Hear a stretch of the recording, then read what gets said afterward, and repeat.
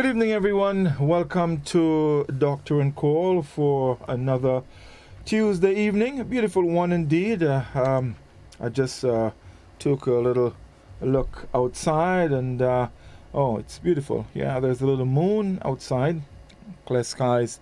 So hey, we're gonna have a wonderful evening. I suppose. Yeah. Well, I'm the weatherman, but I do believe we're gonna have a wonderful evening. Tonight we continue from last week. We had a very interesting discussion last Tuesday evening on the program, and we did promise to continue along that line.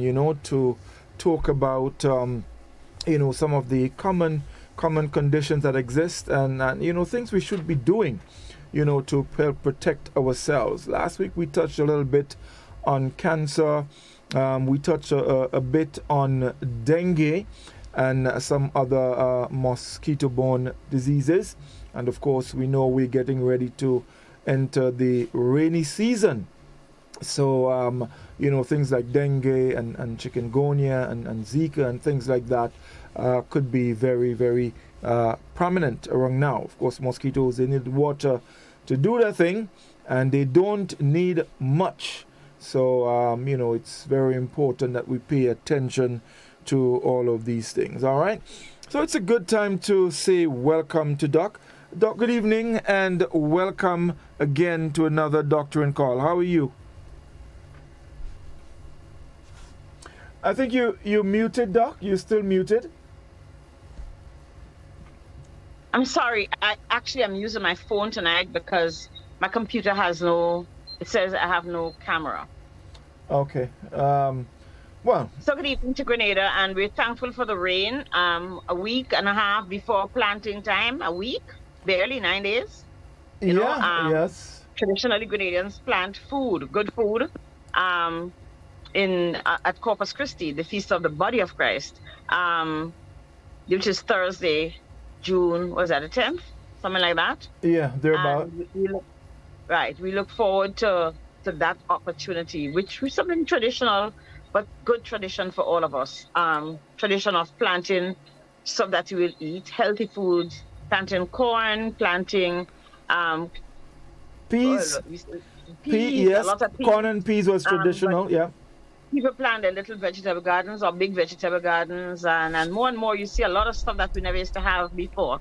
And it's good that Grenadians are depending on that, on what they grow. Everybody say, what am I going to plant? What am I going to plant? And so we give God thanks for this lovely rain that we've had. Make sure you have drainage. Make sure above all that you don't have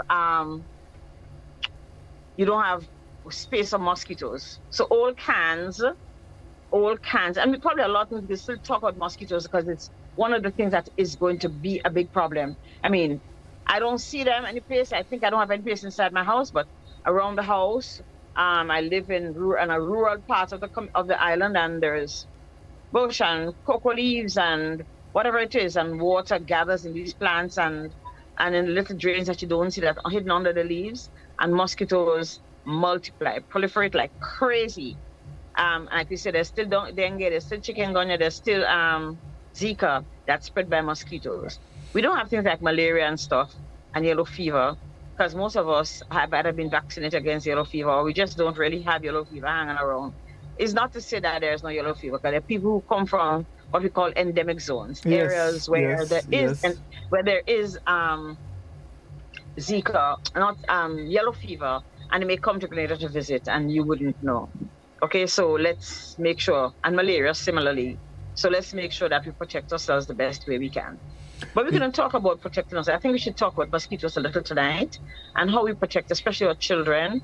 And then with the carnival, and since everybody's wearing dental floss and feathers this year, how are you going to protect yourself from being bitten by mosquitoes when you're wearing almost nothing? Yes, it is very important indeed. We have to be careful. We just have to reflect a bit on what happened a couple of years ago with chikungunya. I think probably, if I'm not mistaken, Doc, you could probably correct me, maybe about 75% of the population had chikungunya. But I understand something like that. I don't know if we have real numbers, because, one of the problems, and maybe this is a good thing to speak of here, we tend to be very disparaging about the government when they say we've only seen 5 cases of dengue. And somebody will say, well, all of us in my house had dengue. All of my neighbors had dengue. I know at least 10 people who had dengue. How could you only have 5 on island? Mm-hmm. The government can only report who reports to them. They can only say we have X amount. So if you think you have dengue, that's one of the things. Or some of us have gastro. Let's say we went out to a big party and we all ate chicken, which is one of the things that give us food poisoning easily. If you do not report to the authorities that you've had poisoning, nobody's going to know. So basically what we say, what we do not record, never happened. So try and understand. Oh, everybody had dengue, everybody had chicken, but everybody had... We have to tell the government here. You can call the nurse and say, nurse, this is John. I think I have dengue. I have XYZ symptoms, but I'm too dead. A nurse will record it. Or you call your GP and say, hey, this is what I have. I think I have symptoms. Or you can go and get tested. But you have the government, the ministry, the surveillance officers, the people who look around for what's going on, have to have scientific information, test you, even to see you clinically and determine that you have whatever symptoms or whatever clinical picture comes with that disease that you may have contracted. So please don't call so much to the government and say, oh, we don't have a whole lot of what you call it? Chikungunya and so on, and dengue and all of that. I know, even though what's going on now, COVID. And a lot of people know that we've had COVID, but we just never tell anybody we had COVID because we may have had mild symptoms. It's okay for the people who never knew, but a lot of us who have been sick and have not reported, so we never really have the right number. Right? We never really have the right number. That's true. So it's important, and there are a lot of things involved, especially a lot of times when sometimes you feel unwell.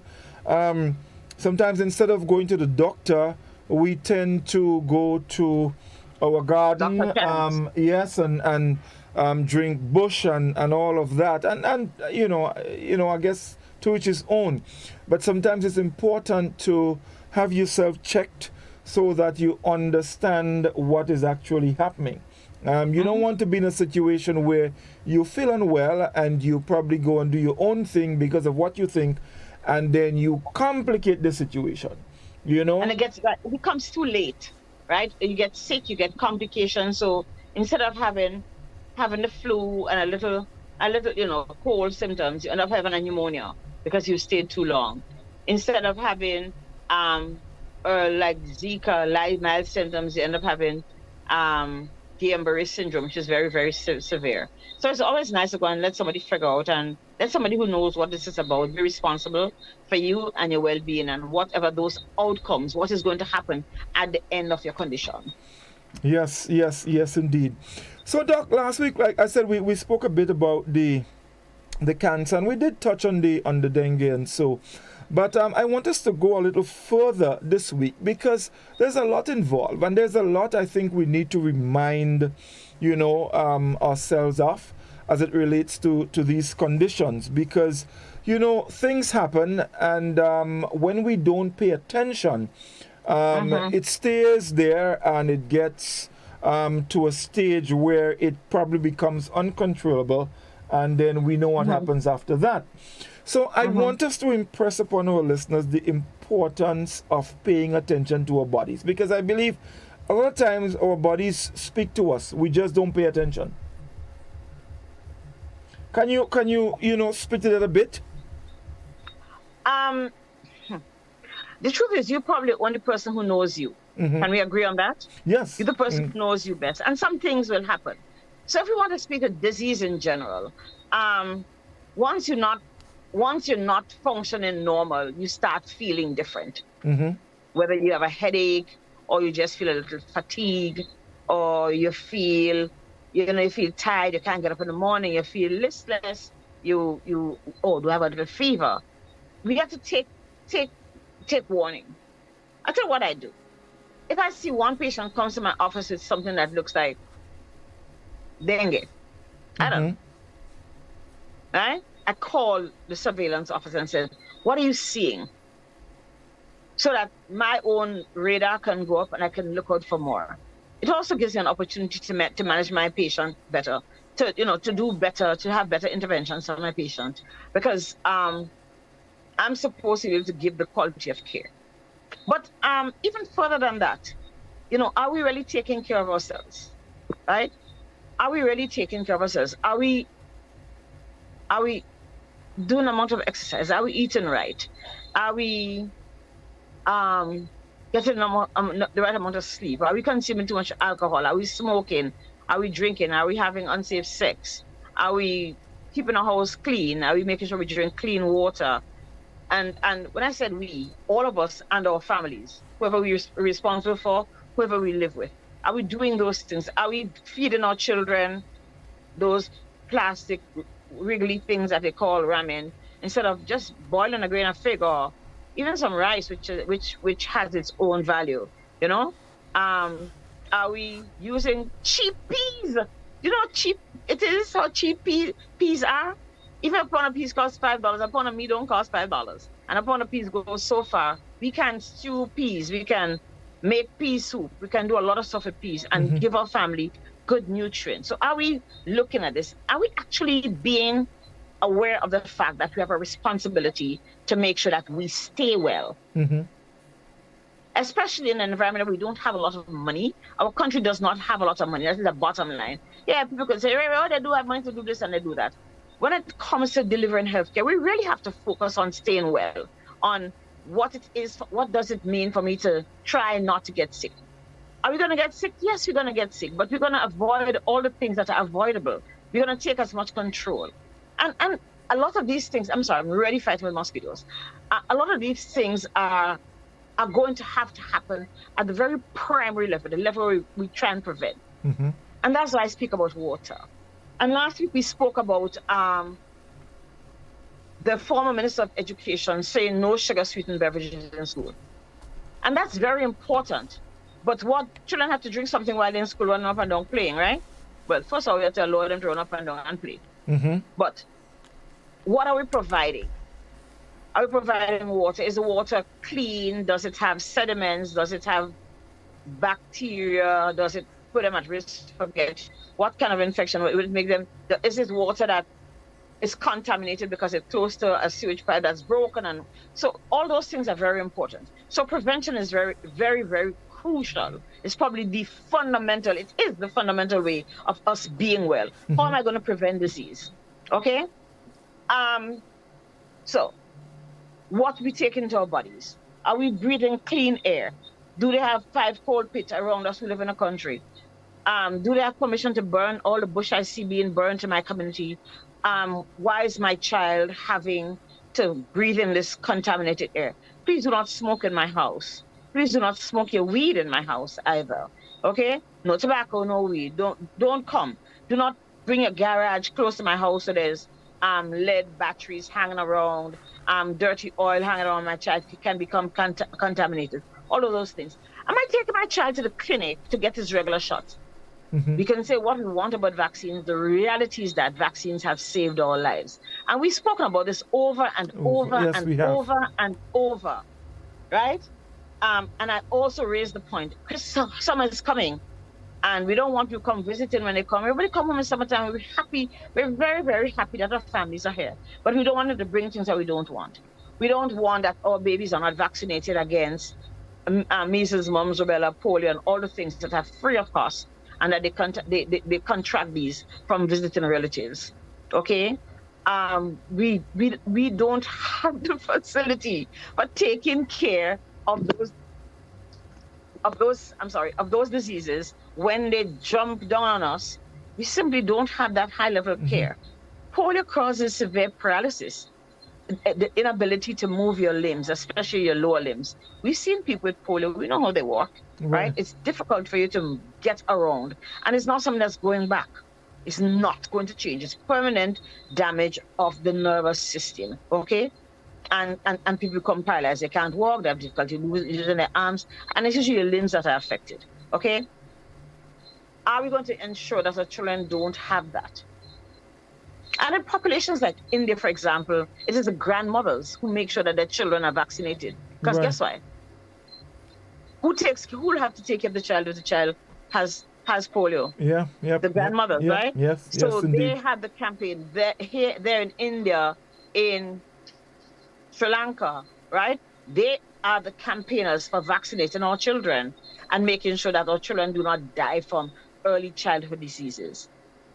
We cannot go back, right? We cannot go back because we've gotten to a point where we are kind of almost eradicated or had severe control, serious control over those diseases that we can catch, communicable diseases, right? And then we had other problem coming up, the non-communicable disease, which we can talk about after. But why will we rescind? Why will we go back on advances that we've made, right? That we've all managed, and we see how we can. There've been generations. We see how we can have longevity, people living long, right? Because of the fact that they have been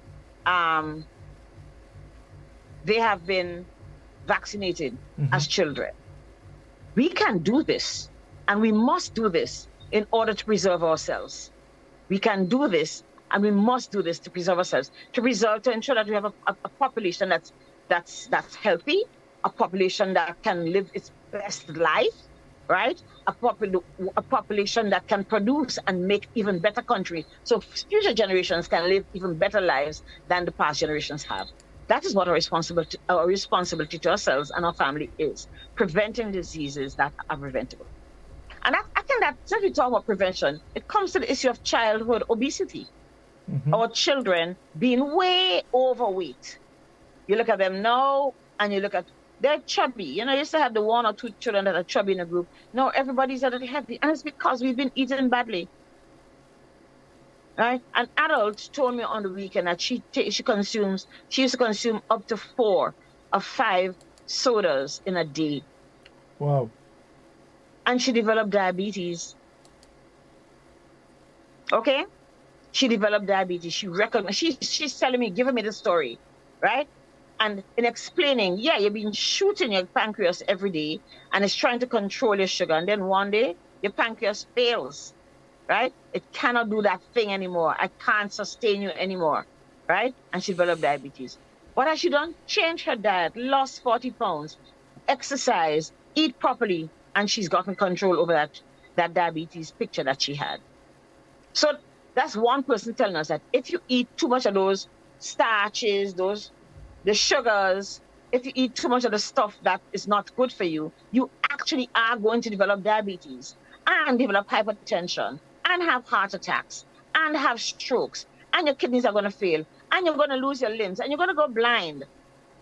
Okay? Those are the things that are promised to us if we don't take heed. And we have to take heed from our children. We're smart enough. Everybody has access to a phone. Everybody has access to TV. Everybody has access to the news. And most of us can read and write and understand, right? Because we probably have 90-something% literacy. The ministry will continue to exhaust itself to share the Ministry of Health and all the other agencies that see themselves as responsible for sharing information on the health and well-being of Grenadians, to remind us what we had to do, to remind us what are our responsibilities to ourselves to stay well, because wellness is achievable. Even if you had high blood pressure and diabetes and cancer and you had a stroke, you can still say, well, you can contain the diseases. You can work on your feeling better. You may not feel perfect, but you can work on. Oh, I can go to work. Yes, I can go. I can go to my children's concerts. I can do this. I can do the other. Right? So we have to figure out what do we want to achieve, and that's an individual responsibility. Whether you respond for yourself or your family, it's an individual responsibility to say, I am going to do my very best. And there's information. If you don't know, ask. Go to health centers. When you go to church and they have health fairs, turn up at health fairs. We turn up at health fairs not because we want somebody to take my sugar. They say, I have sugar, I want to check my sugar. No. You go in there because you want more information. We have to get greedy. We have to want more. Just like how when you play the lottery and you win, you want to win more. We want to want more. How much more of this wellness can I achieve? Can I absorb it in my body? And that is an individual responsibility. We can take the horse to the water. We can provide everything. We have health centers, people don't go. But everybody's going to have to try and make that that decision to go there and get what is required. So childhood obesity. What is our challenge? Our children are not playing enough. They're not all they running up and down, playing Ring a Ring a Roses and Cowboy and Indian. I know I used to play Cowboy and Indian and them whining song and just playing catchers and rounders and cricket in the road. Don't play cricket in the road because you're going to die. Somebody's going to kill you because these airplanes that pass on my road will surely kill you. Indeed. No, I'm serious. And where I live, there's a bridge that the wall is broken, so you don't see there's bush. And most people are surprised that the road is narrowed right there. And it's a good 30-foot drop. Yeah. Okay? On craggy volcanic. Literally, it looks like slate that runs down that gutter. Yeah. So I'm sorry for anybody who goes over there. So families have to get back to where they go out and walk and go up in a ball pitch and play windball cricket and play rounders and do stuff. It also enhances our emotional life, our family life, our community life. Some of us don't want to do it. I heard some young people say how the people in the community were so stupid. They can't stand these stupid people. And I was so angry. All I could do is cry because it was a little elitist decision, a little elitist discussion because they go to high-end schools. But these people, I can't stand them, right? The people who look out for you and love you and care about you and will defend you if you're in a situation where you need to cover. But we have to recreate that sense of community where we can do things together, where we can respect and protect each other, especially our children. So get our children moving and take away the sodas and take away those handheld devices. On top of it, the neuroscientists have proven that the kids looking at handheld devices limit their whole ability to rationalize because everything is told to them when they go seeking information from the information superhighway, right? They don't get a chance to think critically and to make decisions. And yes, they can play games that can do that, but they're not looking at that. That's way too hard, okay? And they have their sides that they go on and the Roblox and the stuff that other kids do. Are we looking to see what our children are seeing? Are we going to allow their brains to be contaminated with negative information, with information that leads to dark spiritualism, that leads to violence, that leads to all kind of stuff that really and truly our children should not be enjoying, with information and access that leads to sexual abuse by adults because our kids go on sites innocently, right? Also, some of them choose to go, their friends tell them, are we figuring out what our children are watching on the internet, right? Are we going to limit the internet time? Because we need to. They use it in school, right? There's some schools that still use internet time. What do your children do after school? What are you going to do with them this summer? Summer is next 6 weeks, right? Something like that? Yeah. Yeah, because we have June and then 2 weeks in July. So guess what? What am I doing with my 5-year-old, my 6-year-old? Where can I send them to do something else? Yes, you may have a grandma at home. How much running up and down are you going to do? These days, grass slides don't even bite children because they don't even know there's grass outside. They don't run up and I'm serious. They don't run up and down and play. Yes. You remember getting bitten by what we call betouge? Yes, betouge, yes, yeah. In fact, we spoke about that on our We Culture program not too long ago. Yeah, betouge, something in the grass. It's red. It's grass slides, right? Yeah. And it bites you. What? Whatever, okay? But it's real. And grass and betouge bites you even when you're ramping on the grass, and I have to go and wash your foot and bathe to go to bed, and it scratch more when water gets on it. But how much about outdoors life? Grenada is so beautiful to explore, right? Grenada is so beautiful. How much of our children go looking for mangoes? You know, those mangoes. I'm not talking about the Julie and the Ceylon tree that you plant in your yard. I'm talking about the ones in the hill, those exotic mangoes that you've never seen, right? Those that Julie and Ceylon used to be high table mango. No, there's Julie and Ceylon are a common mango that everybody eats, right? But how many children know where the plum? This is plum season, right? Red plum season. How many children go looking for plums? Yeah. Right? How they look when they go there. And have somebody, to make sure it's safe for them. How many children understand how to climb the hills? How many children can climb trees? Right? We have to enhance the quality of life, not just by taking them to fancy places, right? but we also have to make them be one in touch with nature. It's good for them. It's good for them emotionally. They get so happy. Go to the grand country and spend time with your grandmother. Meet your other cousins, the children who speak a different ingredient from you, right? So we can all integrate and grow up together. And children in the country in the holidays, they put on weight because they run up and down. Their bones get harder when they go to the country. Well, when they used to go to the country, because even when they go there, they play on internet. But they're very active, so they grow. Their bones get heavier. And of course, you have to eat what your grandmother cooked. That's right. And your grandmother usually cooked healthy food, big pot of pea soup, right? Fig and saltfish sauce and whatever thing. You go and get crayfish, you make your crayfish broth. Right? So we have to give our children that diversity. And in doing that outdoorsy, help them to deal with their emotions. Your kids talk about being bored. I feel so sad, I'm down, I'm depressed, because I don't have anything to do. Right? So that give them a base for good mental wellness. So that is also very important in our children. Doc, I want to just butt in for a bit because you made a point there that took me back to a contribution a caller made last week. And following the program, we did speak on it again. And one of the very important things as it relates to what our children eat, a lot of times you find children actually directing parents as to what they want. And this is a problem. Where the tail wags the dog. How do we deal with this? I mean, this is a very serious thing because, I'm wondering whether or not the parents who allow that to happen, if they understand that what they're really doing is placing themselves, as we say, in expense down the line.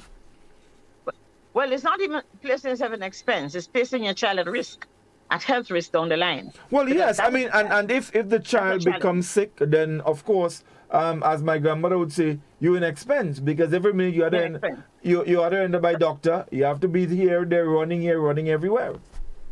So there's a conversation that we have to have, and it has to happen at the level of school. There's health and family life education. There's educating our children because children seem to be the one who determine what gets bought from the supermarket.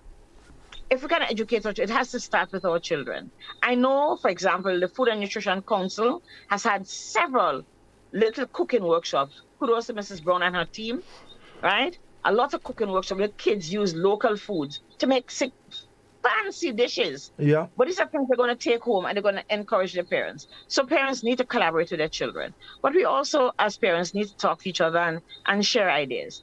A lot of us up to a generation ago weren't necessarily wealthy, but we've gone to school and our income has improved and the quality of life we can choose for ourselves is superior to what our parents had, certainly, right? So children have jumped 3 generations as far as the opportunities are.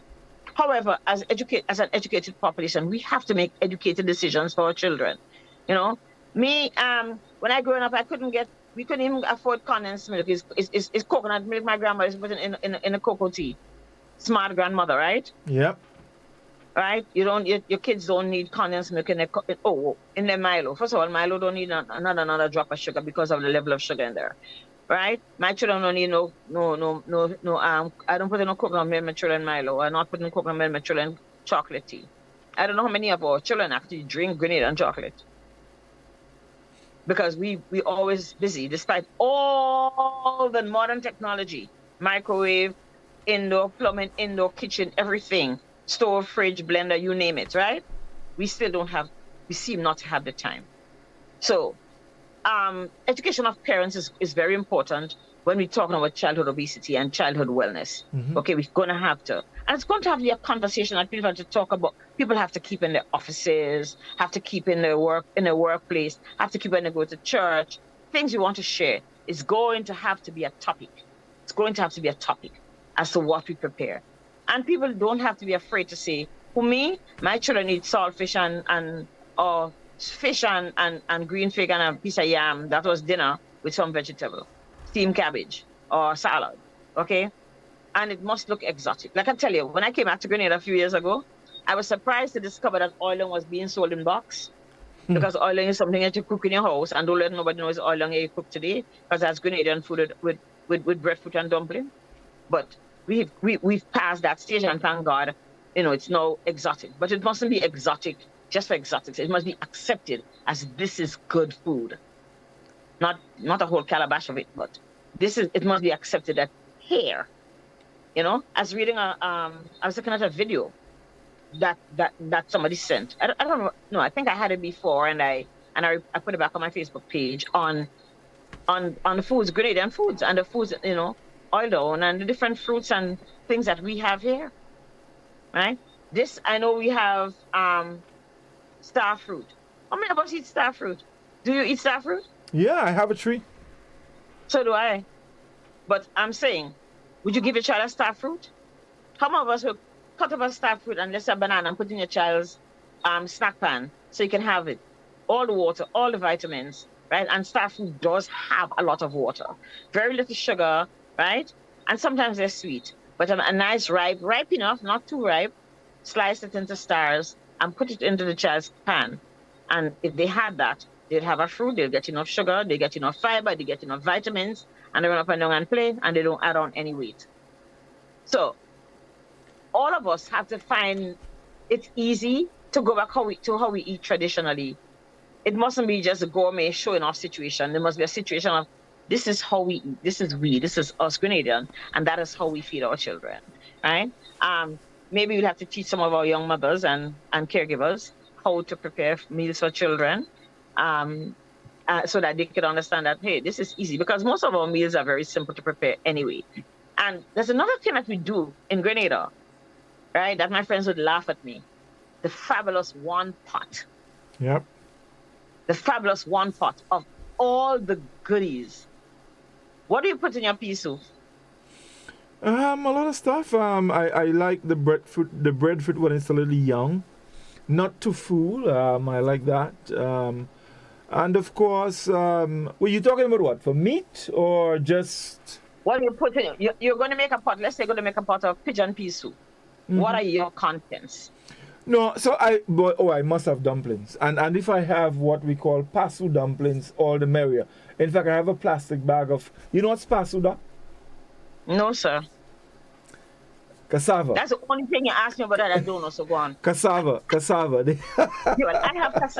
But I put cassava so in my... it's the grated cassava. It's dried, and then if you you mix that with a little flour and you make dumplings, we call it... You mean like farine? Yeah, well, but... Yeah, but I do farine dumpling too. Well, yeah, so it's not farine. The farine is actually cooked, but the pasu is different. Okay. It's grated and... Yeah. Grated and dried. Yeah. Mm-hmm. So, yes, this is really, really nice. Very, very tasty. So you have that. Sweet potatoes. Lovely. I said if I have the young breadfruit, I would do that. It's very nice. And a little chicken or something. So, and I'm quite comfortable with that.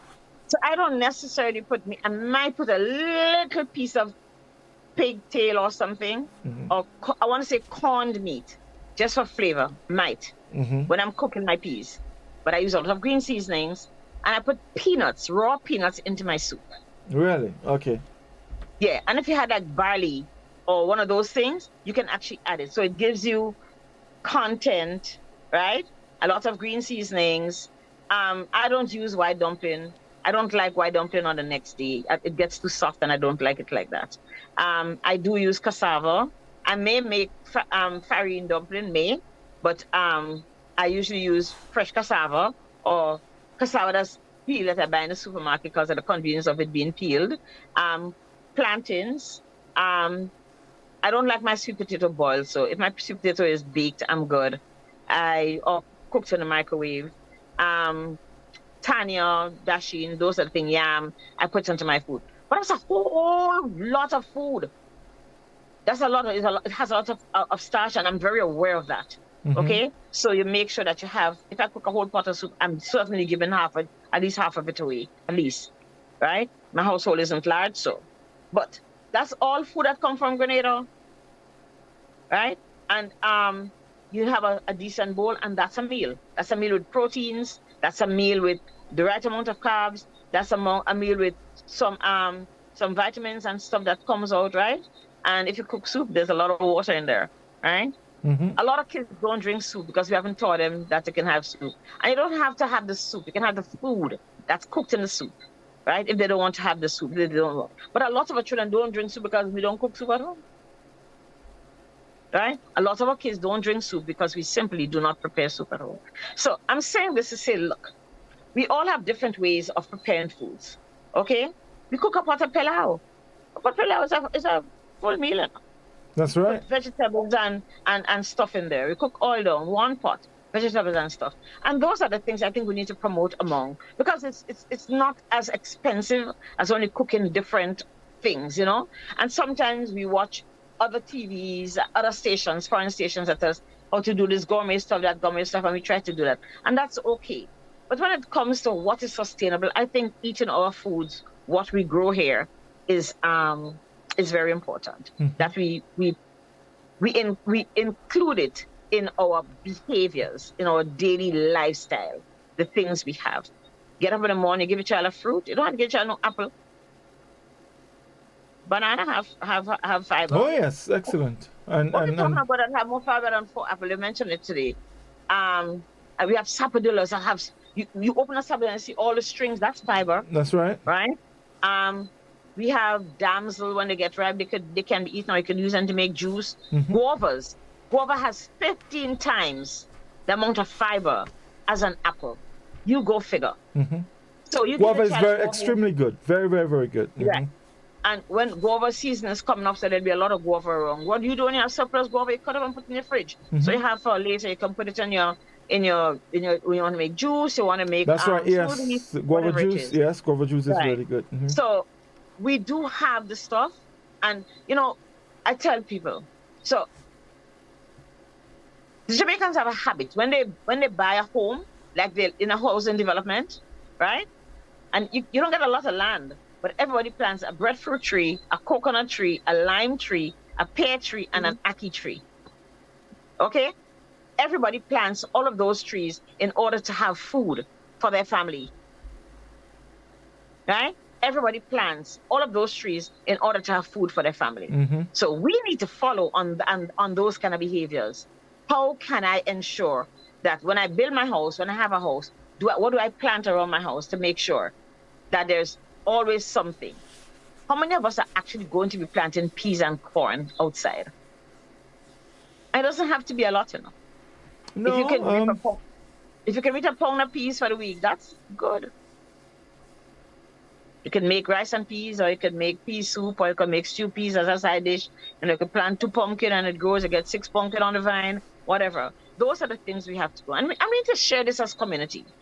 I know that after COVID, those are some of the things that were shared. We have to reactivate those thoughts as to how can we make families live healthily and well.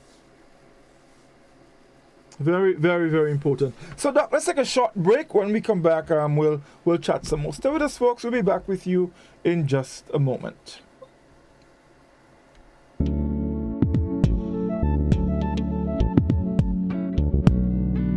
Have you heard about the new Softweave bathroom tissue with total hygiene? As hygiene and safety have taken center stage, our bathroom tissue is now manufactured with 3 different technologies to offer the best protection for you and your family. UVC light technology for a safe and effective disinfection process, eliminating 99.9% of microorganisms. Also, production at high temperatures, killing all types of germs and bacteria. And it's pH controlled with delicate fibers to prevent irritation for even sensitive skin. Softweave Total Hygiene Bathroom Tissue. Available in supermarkets and shops island-wide. Visit Softweave Caribbean Facebook or Instagram pages for more information.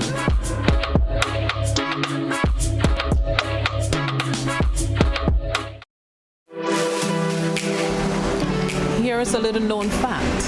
There is only one place in Grenada that you can get an MRI scan done.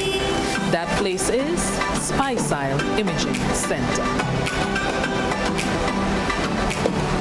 Yes, Grenada, that's the truth. Other centers could offer you other scans, but Spicile Imaging provides an authentic MRI scan. We operate at Grenville and the Carnage. We provide the widest range of laboratory tests and services. CT scans, x-rays, mammograms, ultrasounds, and a host of other services. We are fully staffed by a team of family doctors and specialists. Call us today at 444-7679 or 440-1500 or visit any of our locations. Spice Cell Imaging, from seeing the doctor to getting lab tests, scans, and pharmacy services. We are here to take care of you.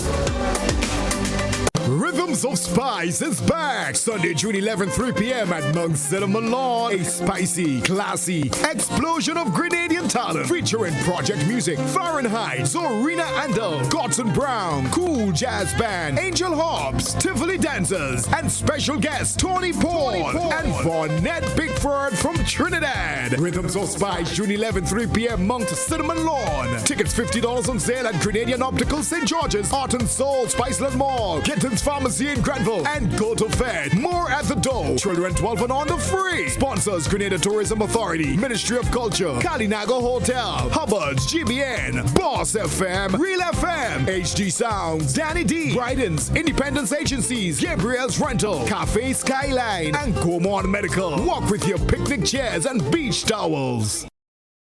Do you have muscular pain that no one can find a solution for?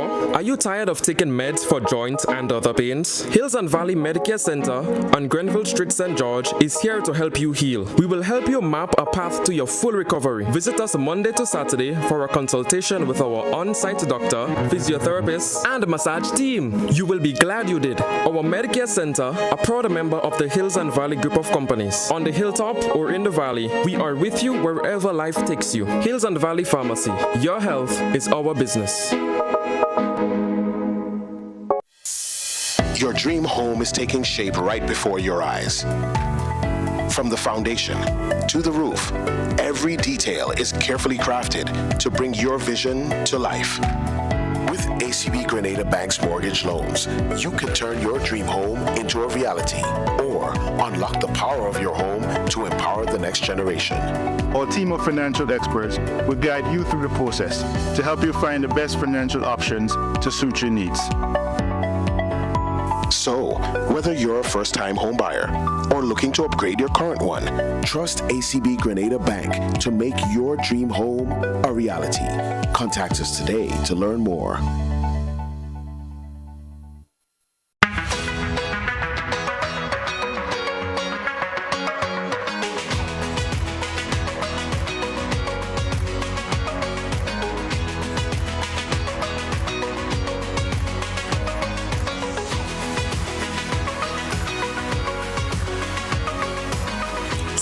WeatherGuard Pro. For every project, there's only one Pro.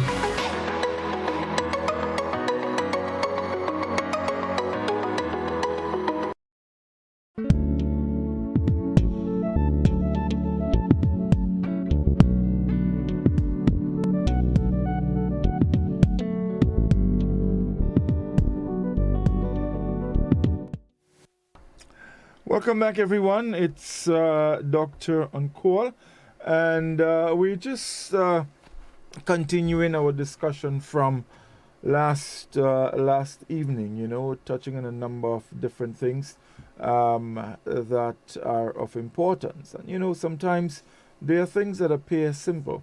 But if we don't take action or we just leave it alone, then it can become serious. And then we can run into difficulties, yeah? So we need to be paying very close attention to, all of these things. Now, we're getting into the rainy season and, of course, close to the carnival season, and we know what happens. It has become almost cultural that every carnival time there's a flu that goes around, just after the end of carnival, the flu goes around and usually it gets a name. So something, maybe a popular song or something that happens, fits with the name of that flu that goes around those times. And we need to be very careful. So it's actually a good idea, we we started because of COVID-19, wearing our facial mask and things like that, the sanitizing of our hands and surfaces, and these are things, these are practices that we need to continue. So it's not just because of COVID-19, but if we wear a mask in crowded places, because you never know, you can probably reduce the risk of you picking up the flu or something like that. If you keep your hands clean and sanitized, you can limit or reduce the risk of all of these things. So these are important practices that we need to continue. Sometimes in everything there are lessons. There are lessons, that can be learned, and there are some things that it's just probably so important to maintain. Of course, I just mentioned a couple of them. So these are very, very important issues. The cold and flu, very common around this time, and of course with the change in the weather, we're moving from the dry season into the rainy season, and of course you hear a lot of times, our grandparents talk about if the rain wet you could get a bad cold and things like that. Well, I'm not sure about that part of it, but you do know that, of course, there are a lot of bacteria and so that are in the dust, and when it rains, a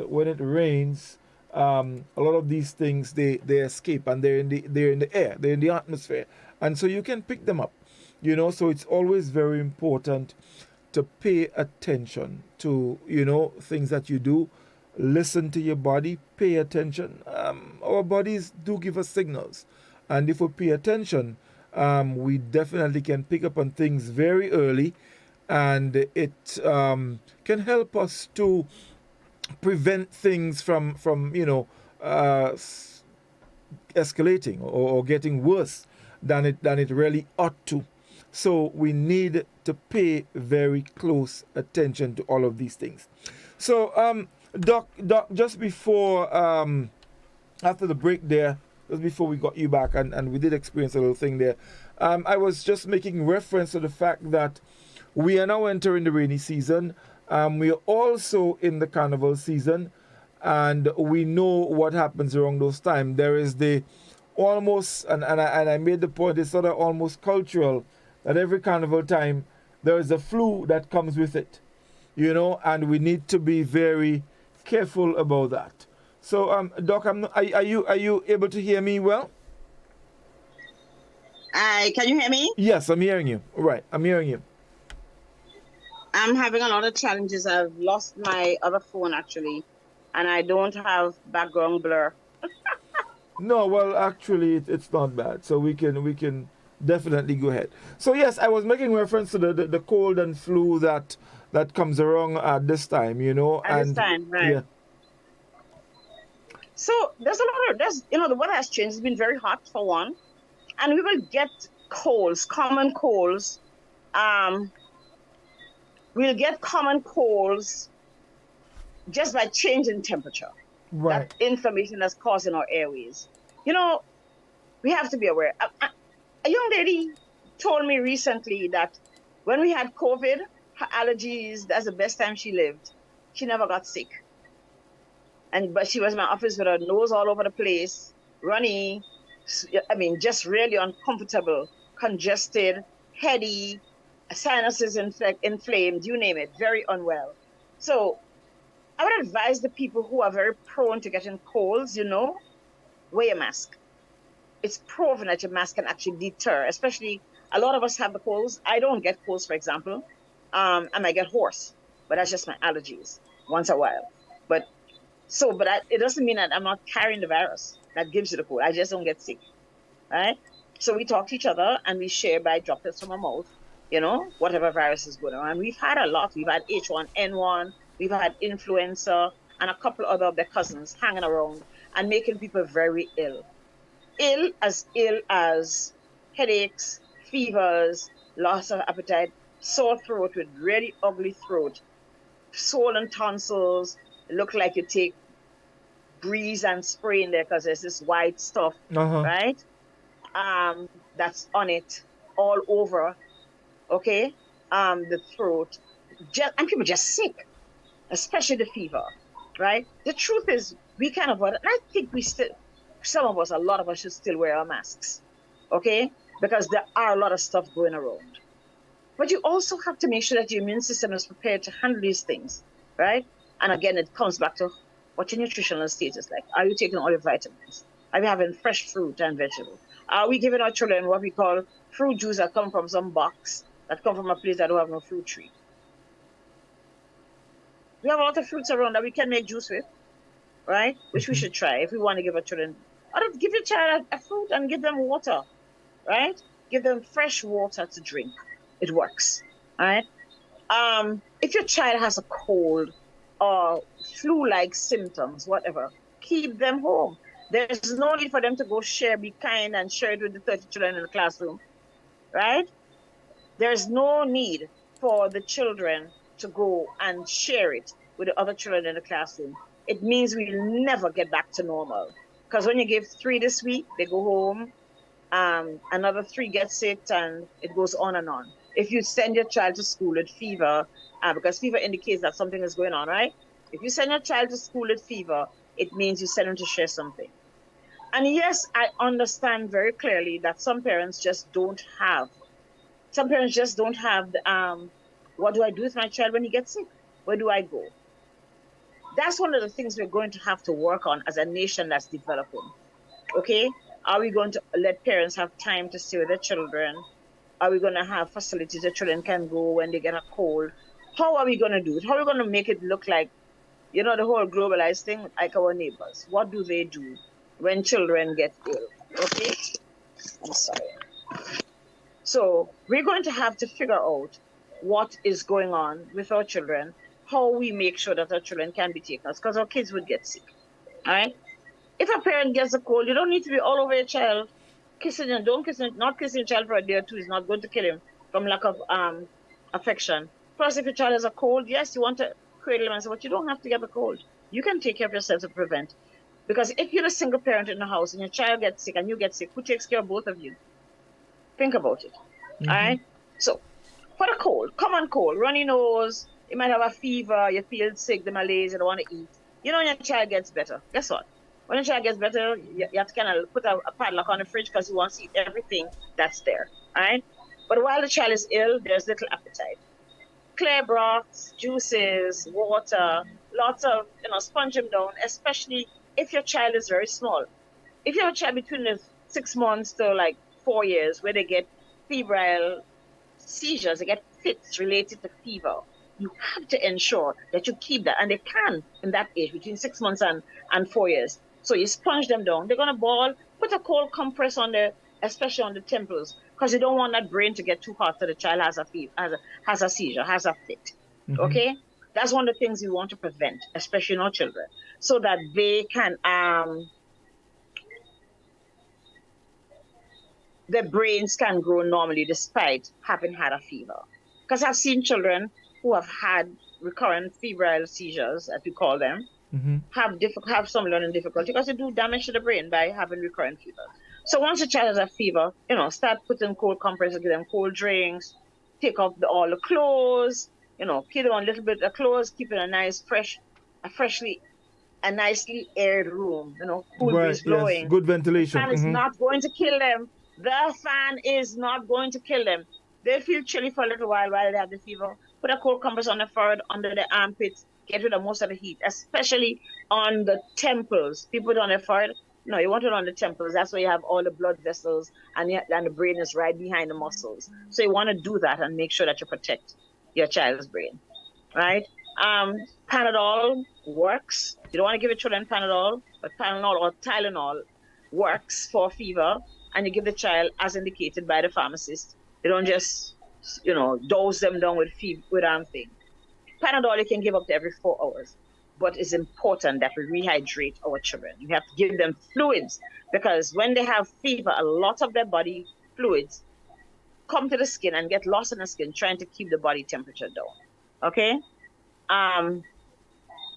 Right? You can sponge them down, but it's kind of hard when you sponge your children down, because I don't know how anybody feel about stepping into a frozen tub of water, but put it, just soak room temperature water. It doesn't have to be icy water, just room temperature water. Keep them properly soaked. Don't wrap them in a blanket. They're gonna love you for it, right? And a lot of fluids. The child is sick for 2-3 days. If a child doesn't get better, you have to take them to the doctor. It could be something else. Child complains of headache. We don't want our children to get meningitis. So let the doctor examine to make sure the child doesn't have stiffness in the neck. And of course, like I said, the fluids. The child will eat when he feels hungry. When he starts feeling better, he will eat. Sometimes you push the kids and get them more irritable. Cook some chicken broth. Cook usually you can give the child what a child likes to eat. It doesn't mean that is going to be the staple meal, but you can give them something just to give them a little sustenance. But generally, you have to really give them a lot of fluids. Right. Now, Doc, something I also want us to touch on before we end the program this evening. Tomorrow, actually, very importantly is, and you mentioned it earlier in the program, tomorrow is World No Tobacco Day. You mean like thou shalt not smoke? Thou shalt not smoke. Tomorrow. Tobacco is one of those products. Tobacco is one of those products that that makes money. Tobacco is one of those products that we'd like to call big tobacco. Has used a lot of money to promote or to make not come off the shelf. Do you understand? That they've lobbied, they've spent a lot of money at high levels. So much of the laws just for tobacco alone, okay? And especially trade laws. But because they have trade laws and they're free to trade, doesn't mean that they're free to damage our population. And we know about primary smoking, okay? Mm-hmm. You smoke or I smoke. And taking not only the nicotine that hardens our arteries, that decreases the amount of circulation, that puts us at greater risk for cancer. The other what we call carcinogens, other compounds in tobacco in particular that are carcinogens. They are likely to initiate, to push for the development of cancer anywhere and everywhere. And again, I say this every time we talk about tobacco. Tobacco is the only product that is known, I guess sugar and all that is coming, but tobacco by research is shown to kill, not just make you sick, 50% of the people who use it.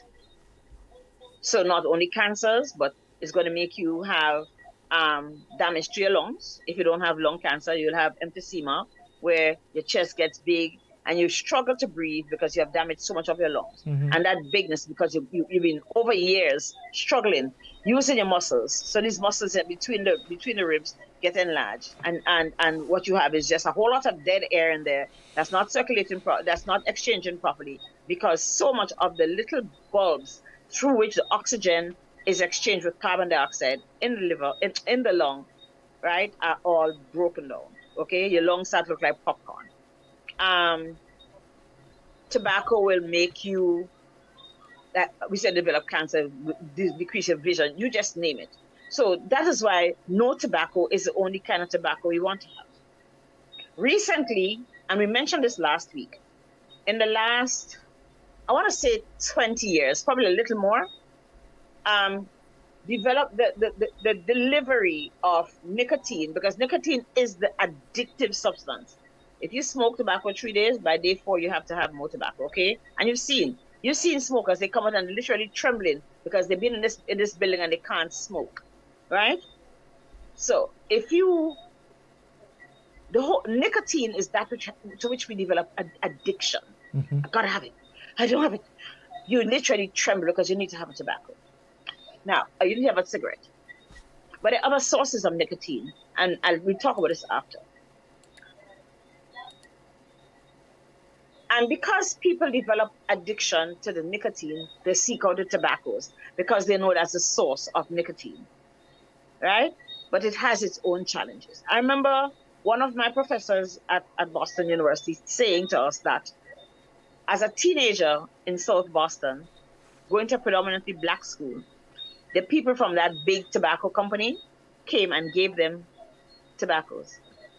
The people came into the school and gave the kids a pack of tobacco, 2 packs of tobaccos. And then the second week they came, 2 weeks later, they get another 2 packs. By that time you're caught, you're hooked, right? You're hooked on the nicotine. And then the kids will go out and buy. We have laws, and our laws say that you cannot give a child access. Under 18s are not supposed to smoke. So I can give you a drawer for my tobacco, or your son a drawer for my tobacco, right? I can go as an adult and buy a pack of tobacco, a pack of cigarettes and give it to you. Those are the things. How do we control tobacco? One, by asking people not to smoke. But there are lots of rules. There are countries that have severe control on tobacco distribution, certainly by enforcing the laws, especially against children smoking tobacco, using tobacco. But taxation, in countries where taxation is high, there's less consumption of tobacco. What do? They get, I want to use a Grenadian word, they get bogus tobacco. So in other words, you may not get the branded one that we know. They find other sources of tobacco, and you have contraband tobacco coming to the island that costs a lot less, right? But maybe not even as highly scientifically produced to remove as many toxins, so we are even greater, but it delivers the nicotine. What has happened in the last, like I said, 20 years is that they've started giving people nicotine delivered by vapes. The objective of providing those was to help people to decrease the amount and to kill the nicotine habit, right? So you take less and less. It's a disciplinary thing because it's we psychologically dependent on it. I feel good, I don't have it, I'm going to have a problem if I don't have it, okay? So they provided these vapes. And through guidance, through tobacco cessation, use cessation programs, the person who used tobacco will slowly, right, come off, wean yourself off tobacco until they didn't need it anymore. We've seen people use the patch. The patch starts according to how much tobacco you smoke. You use higher dosage, and every 2 weeks you take it down to half the dose, until eventually you can manage. We've seen people use medications like Wellbutrin, right, which helps, which is an antidepressant, but it does help in controlling the cravings, right? And sometimes you're seeing combinations of those. What we have seen, however, is that big tobacco not fighting us about tobacco anymore. Guess what they're doing? They're actually providing the vapes. Right. Those little things that our young people use. And they put it in bubble gum and strawberry and I don't know what other flavor, banana and all the flavors that we like we eat in ice cream, right? So you're inhaling tobacco, you're inhaling nicotine specifically. Those vapes have nicotine, which is highly addictive. Yep. So you're inhaling all of these things, right? You're inhaling this constant nicotine. But it damages your lungs equally. And young people who have been using their vapes for a couple of years already have irreversible and some people fatal, the possibility of dying from it, right? Damage to their lungs. Hello? We've jumped from the frying pan into the fire. You don't hear big tobacco fighting us anymore. What they have done, they have been the agents for distribution of the vapes, of the nicotine deliverers. And like I said, they put in fancy flavors that young people like. Young people are going to buy tobacco. And they're going to buy tobacco because they already have an addiction to tobacco. So they're going to buy cigarettes as long as cigarettes are available. And we can't stop the availability of cigarettes because of free trade. So you understand? We're caught in a thing. I think this is a good time I hope a lot of parents are listening to this and seeing the kids with a little thing in their mouth, nothing. Oh, mommy is nothing. They're going to access because I know of people who are currently setting up companies that are going to be selling the vaporizers to these kids, to children. It's going to be a thing. It's going to be the fad. They're going to make a lot of money. And guess what's going to happen? the health sector is going to suffer intensely. So money that we can use for health promotion, and money that we can use for vaccinations, and money that we can use to probably provide better hospitals and better care in ER and all the rest are going to be used to provide ventilators and expensive methods for young people, because they're going to get sicker younger. We are going to get sicker younger, and we are going to need more long-term care. That is the problem with these things. Insidiously, and until government passes that tobacco laws, because we do have tobacco laws to be passed, and this vape thing is part of it, right?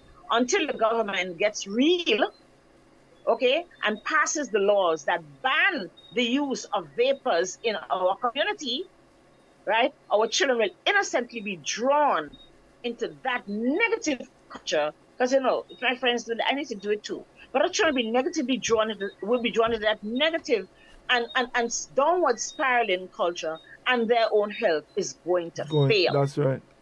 Young, expensively.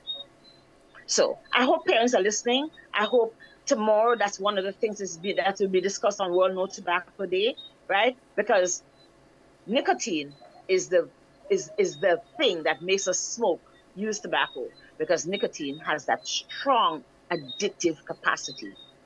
And it's not being delivered in a little handheld. You see a child with a little thing that looks like a pen, or it looks like a flash drive, and you see them put them in their mouth every so often, and they think because it makes them feel nice and high, right? But at the same time, they're damaging their lungs.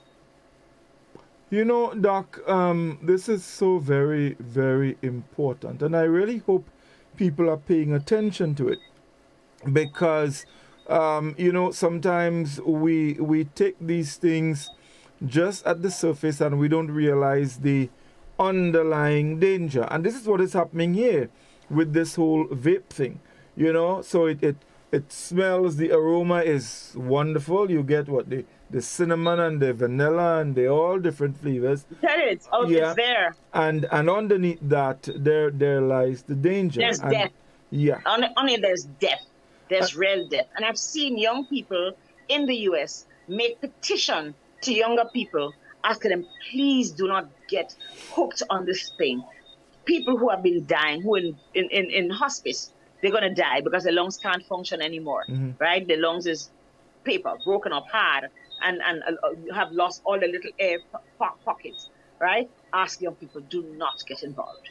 But I want to specifically ask parents to monitor your children for this new, very dangerous practice. Seems innocuous, smell nice, like you say. I guess it equally tastes nice, right?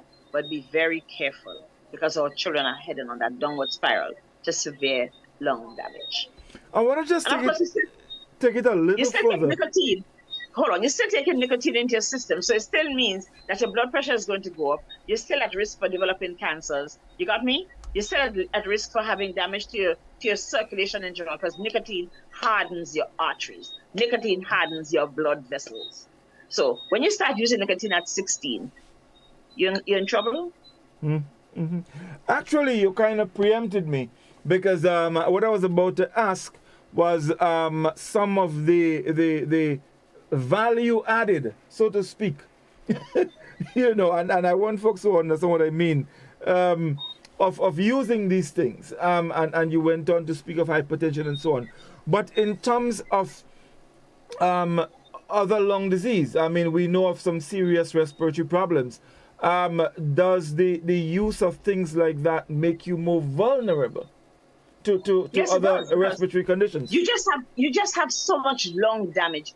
Try to imagine your lung looking like a bag of popcorn. That's what it looks like. Because I've seen pictures, right? Because there's so much of the pockets, the normal architecture of your lung is lost, and then what is there gets kind of hardened. So you have very poor exchange. Remember that oxygen is exchanged easily, passively in the lungs. You breathe it in, it goes through these little sacs and goes into the blood vessels that run along, you know, that encapsulate the sac, and goes into your bigger circulation. When you take nicotine, the act of inhaling this crap breaks up your lungs, hardens your lungs, and the nicotine itself hardens your lungs and hardens the circulation. So you get double-edged sword. and you will have damage. You will have severe damage and possibly death or long term. Try to imagine you're seeing 30-year-olds and 25-year-olds walking around with a can of oxygen, and not because they're helping somebody else carry it, because that's what's going to be their life for the rest of their life, and they're 30. And of course all of these complications because of one thing, and that's one of the issues one with avoidable thing. That's it, that therein lies the major problem. So by one action can result in a series of complications. An action, one that could be prevented and one that you really don't need. So I asked one of the persons who was going to start this vape vending enterprise. Are you going to educate young people on the negatives? Oh, but doc, there's no negatives. I said, really? I said, you're giving people nicotine and telling there's no negatives to it. But it's not tobacco. I said, but it has one of the important components of tobacco that we all know.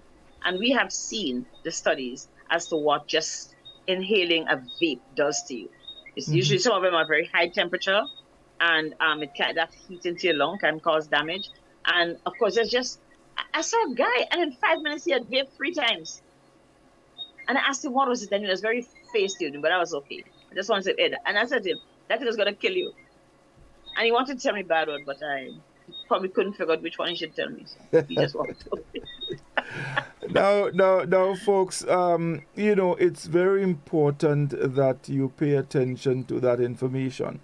Someone on our Facebook platform is saying it's an addiction for those kids. Sometimes parents don't know their kids are using it, and that is very, very important. Now, this is something that needs to be addressed. It's like we mentioned earlier that the tail wagging the dog. How could a parent not know that their child is involved in things like that? Aren't you paying attention? Aren't you asking questions? Aren't you having discussions? What's happening here? I guess a lot of parents allow children to live independently. They make decisions. But children can only make decisions when you teach them to make decisions, to make correct choices. So those are discussions, because for a lot of kids here, it's novel, it's new. And they're going to want to see how can I be part of this? And that's okay, because that's how they are. Except that they need to know that I don't need to be part of this, because this is not good for me, right? Parents have to keep an open communication, and teachers and adults and aunties and uncles like you and me have to make sure that we remind the people who trust us and expect us to guide them. We have to tell them, hey, what is that? You're not supposed to use this. Have you heard about this? Do you know what this does? Schools, teachers, principals, right? Guidance counselors. We have to inform ourselves. And tomorrow's a good day to talk about this vaping thing. Yeah. Because it is a problem. Because you could only have no tobacco when children are not introduced to tobacco and the components of tobacco in very insidious and deceiving ways, because that is what it is about. That is what big tobacco is doing, providing the nicotine in the vapes at low cost to the children, developing the habit, the addiction to nicotine, and they buy tobacco. So tobacco is always going to sell for PM and company. Right. Very, very interesting, folks. And as Doc always said, if there is one thing, that you need to take from the program, please do and apply it, because it is going to help you, and probably help you to help someone else. And that's very, very important, very, very important. And folks, let me just also say that, if you need additional information and you need to get care. Now, on the program, we cannot diagnose anyone and tell you, look, well, this is your problem or that is your problem. You can visit Dr. Nixon. She's on Bruce Street, at the Bruce Street Mall. I think, Doc, you're on the first floor. I think it is. Yes, on the first floor. No, on the second floor. On the second No, floor. there's elevator. There's no need to worry. Yeah. So no, they need the exercise. Take a little walk up the step. It just might help you. It might No, help but you. older patients, Take a little older walk. patients can't walk up the stairs. Okay. Take a little walk up the stair. It might help you. So yeah, you can visit Dr. Nixon. She's on the second floor at the Bruce Street Mall.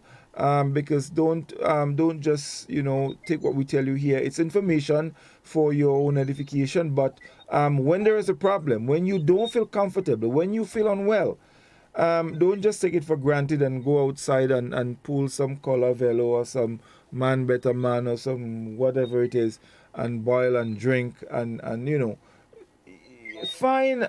You may have your preference, but it's also important to get a proper diagnosis from a medical professional. That way, you will be certain that X is wrong or X is not wrong. You can get to a test ordered for you, so they can look at your test and see what's going on, look at the results, see what's going on, and be able to help you to be well again. So, folks, you can, as I said, you can check out Dr. Nixon. She's on the second floor at the Bruce Street Mall. And of course, you would be able to get a detailed diagnosis and examination to help you. All right. Doc, we don't have much time. We almost time to wrap. So let me just give you a minute to make your final closing comments. So my big comment, you're responsible for yourself. Yes. You're responsible for ensuring, when I say yourself means you and the people who live in your household. That's yourself. All of you. The adults take responsibility for children. We're all responsible in our households for developing good habits. Exercise, good sleep, safe environment. Take out all the old cardboard and garbage in the house so that mosquito can hide behind and cockroach can hide inside it. Because one of the things we always remind people is that cockroach urine triggers off asthma. Asthma, yes, indeed. Cockroach urine triggers asthma. All right. So please remember that. Keep your environment clean. You throw out tins, cover get rid of the tins. Put holes. The garbage truck might not come today. It's rainy. Put holes. Some of us just put garbage in a bucket and it's emptied, but put holes at the bottom of the pan. Make sure that the water doesn't remain in there. Out, yes. Clean our surroundings so that we don't have water collected. We have fresh flowers. Wash the inside of the vase every week at least. Scrub inside, wash the stems, put the flowers back if you have to. So protect your children. Protect your children by making sure you have mesh in your house, because there's a lot of mosquito-borne illnesses that are around. Even if we don't see a lot of them, they are there, right? Make sure your children wear light-colored clothes, long sleeve, long pants, if you have a lot of mosquito where you live. Have a fan in the house. There are other things by which we can prevent, we can get rid of mosquitoes, like how they're biting me now. But I'm outside, actually. But we have to make sure that we can protect our children and decrease the amount of mosquitoes that's in our house. The Aedes aegypti mosquito that causes dengue and chikungunya and Zika likes to come in the early evening and in the early morning. You see them, they're looking for food, right? Get a SWAT, be careful with your children, kill them off. Don't be afraid to kill mosquitoes, okay? So protect your children from mosquito bites. It's fever, it's flu season, it's fever, and we have H1N1, we have influenza. We have, we have fever, flu, we have influenza, and we have other things. We still have COVID. You know, one of my friends called me yesterday. She lives in another country and said she thinks she has COVID. And she was ill, very, very ill. Mm-hmm. And she did have COVID. So if you have symptoms that are just vague and headache and fever, and so, go get a COVID test. There's nothing wrong. It's not criminal to have COVID, but it's good to know whether you have COVID or not. One, so you don't give other people. Two, that you can do the appropriate thing. Remember that when you have fever, if you're not sure what it is, it's safer to take Panadol and Tylenol. Mm-hmm. No ibuprofen, no Cataflam and stuff unless your doctor sees you and can say, okay, it's just this, have this. All right? So remember that. And again, remember, it depends on what medications you already take. If you have high blood pressure and diabetes, will determine what medications you take after. So, for example, if you're taking blood thinners, you can't take ibuprofen and cataflam and those non-steroidal anti-inflammatory drugs. You shouldn't even take omega-3 because it tends to also thin your blood. So be very careful. If you see bleeding, let your doctor know. Lots of fluids. When your child is ill, don't force him to eat. He's going to eat when he feels better. So let's work at getting him better. Keep the fever down. If your child is sick 2-3 days, you have to go to the doctor. If your child has gastro or having any diarrheal diseases, please go to the health center with the child, because little children will die very quickly from what they lose in vomiting and diarrhea. Because this is all, it's going to get a little worse. And rain falling now, all kind of viruses and stuff. We said, "Ooh, I like this weather. Let me get up. Let me get somebody," right?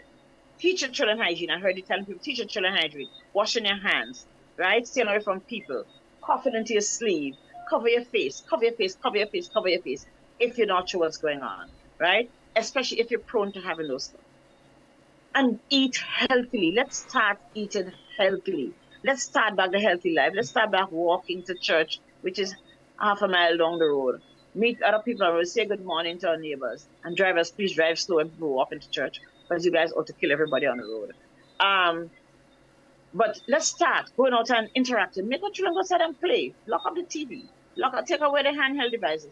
Get active again. Parents go outside and teach them all the shandy dandy and the songs, maypole and all the things that we learned. That will help to keep our culture alive as well. Go out there and play clap hand games. Miss Mary Brown Girl Go Round the Ring.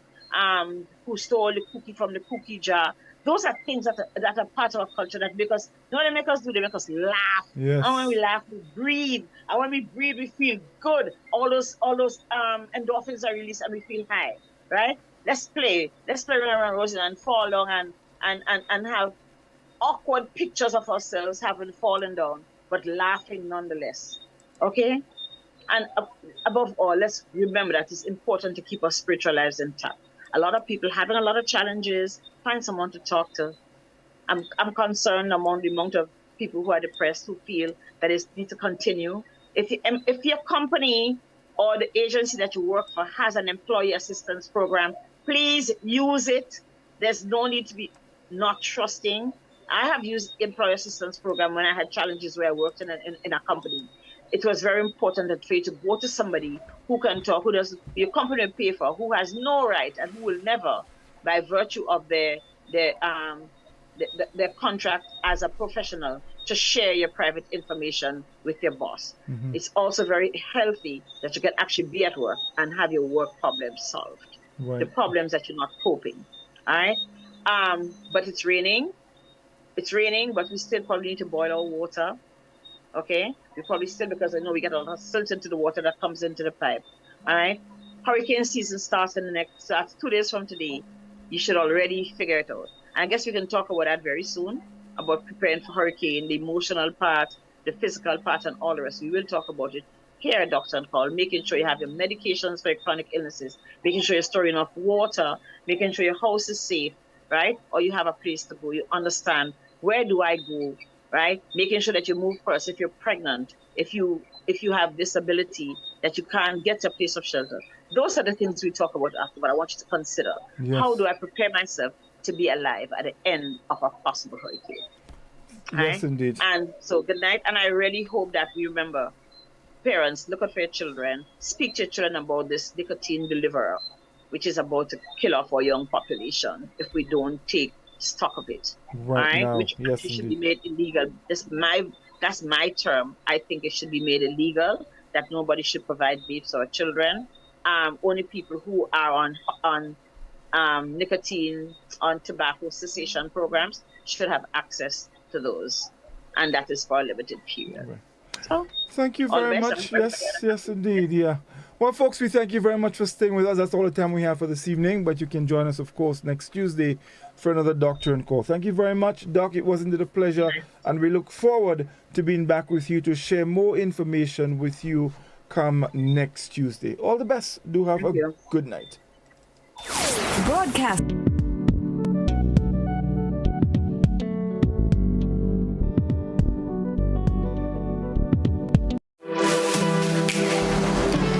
is a little known fact. There is only one place in Grenada that you can get an MRI scan done. That place is Speysile Imaging Center. Yes, Grenada, that's the truth.